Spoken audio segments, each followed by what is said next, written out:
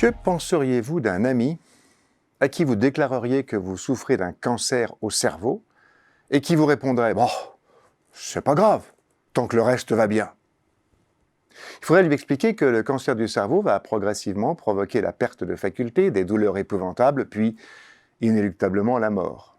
Même si, en attendant, tout le reste va bien. Pourtant, c'est ce que nous faisons quand nous regardons le réchauffement climatique. Le mot même de réchauffement climatique est trompeur. Il laisse supposer qu'il ne s'agit que d'un réchauffement, d'une petite fièvre. Cette dénomination est une hérésie intellectuelle et sociale. Elle ouvre la porte au déni, au discours des climato-sceptiques, et ne permet pas une véritable prise de conscience profonde de ce qui est en train de se passer sur un plan systémique. Il faudrait en réalité parler de cancer de l'Anthropocène. Parler d'Anthropocène nous conduit à voir l'ensemble des problèmes des relations entre l'espèce humaine et la planète.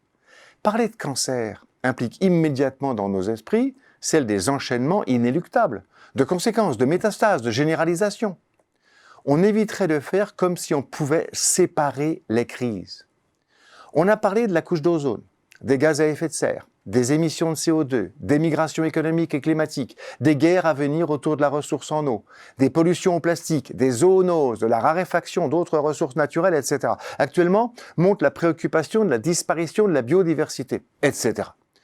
Toutes ces crises sont liées et demandent une approche globale par les politiques, mais aussi par les dirigeants de toute organisation. On voit bien que les mots réchauffement climatique ou dérèglement climatique ou encore transition énergétique sont très insuffisants pour décrire cet écosystème. Ils font appel à un registre sémantique non menaçant. Réchauffement, dérèglement, voire rassurant. La transition laisse penser qu'il y a un après vers lequel on se dirige en sachant où aller et comment y aller. Il est important en stratégie et en management de donner plus de valeur à des approches systémiques et globales.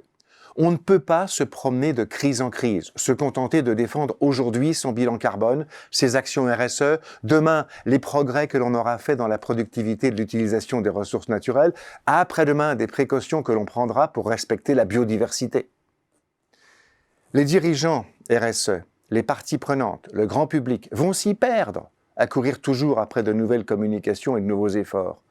Dans le cancer de l'Anthropocène, il n'y a pas de flavor of the day, il y a un écosystème en danger. Concrètement, cela veut dire d'abord accepter d'avoir une approche globale, systémique, et d'examiner ses conséquences spécifiques et concrètes, actuelles et à venir, de ce cancer sur les stratégies, les business models, l'emploi, les politiques RH, la communication, la production, les produits, la R&D. Utiliser les bons mots, ce sera aussi faire passer de bons messages et nous conduire à utiliser les bons concepts pour regarder les enjeux concrets de nos entreprises et de notre société.